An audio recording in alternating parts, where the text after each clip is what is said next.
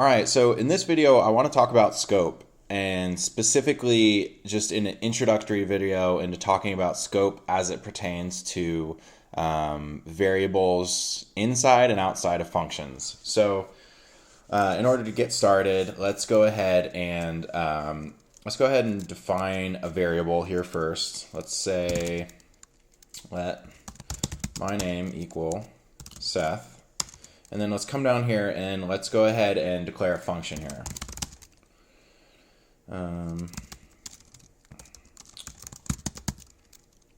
Function all caps. I'm going to pass in a name, and we're going to return the name to uppercase. Okay. I forgot inside this function, I actually also want to declare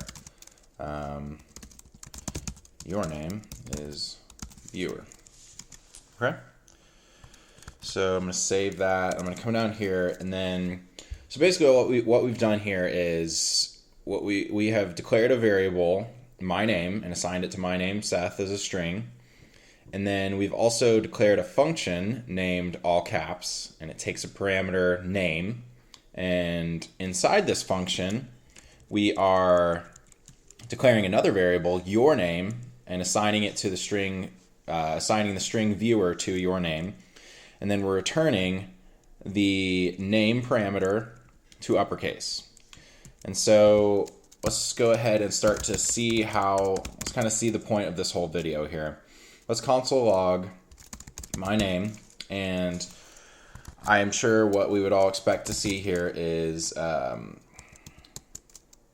Seth printed to the console. And sure enough, that's exactly what we get.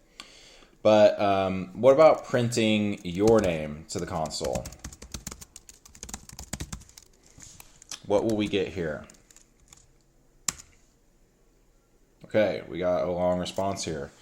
What we got was we went ahead and saw that Seth is successfully printed to the console, but then we get an error when it comes down to trying to console log your name. And it's because your name is not defined, and that's because your name doesn't exist. And, you know, historically, I would have maybe thought, well, of course, your name doesn't exist because even though we've declared the function, we haven't called the function.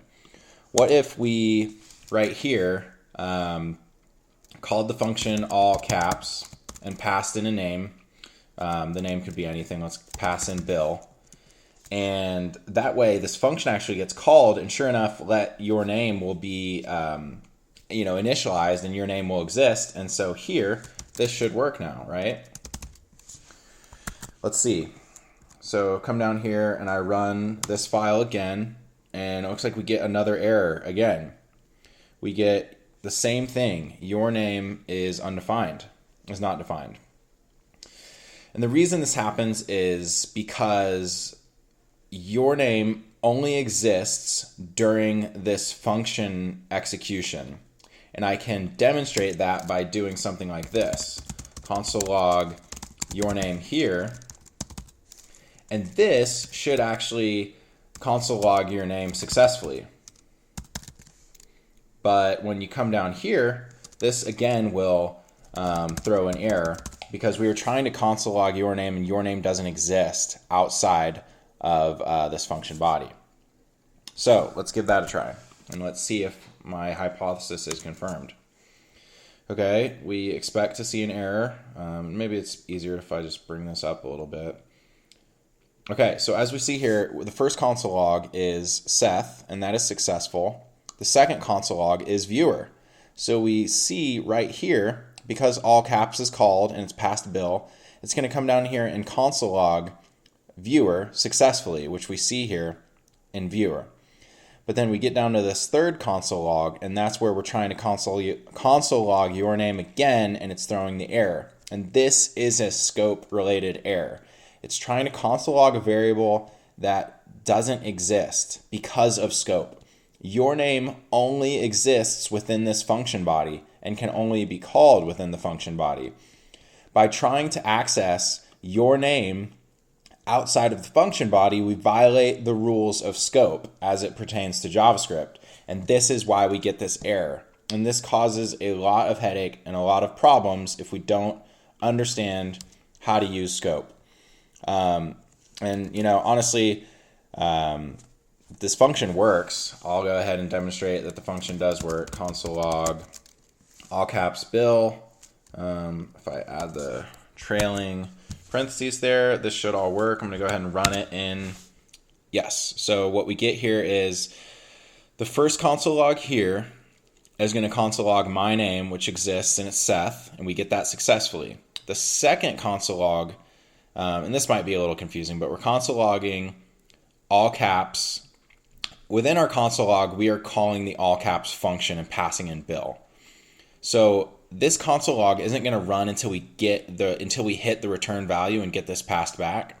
So the second console log is actually this console log, and that's your name viewer, and we're seeing that here. And then once it gets down to this return statement, it's going to kick back to this line 11 and console log successfully name to uppercase, which is Bill, all uppercase, as we see here. So I would like to think of this as like scope 101. This is one of the easier ways to understand what is scope, why does it matter, and how does it pertain to JavaScript. This is a great introduction to scope, and I am looking forward to going into more detailed examples of how scope works with JavaScript.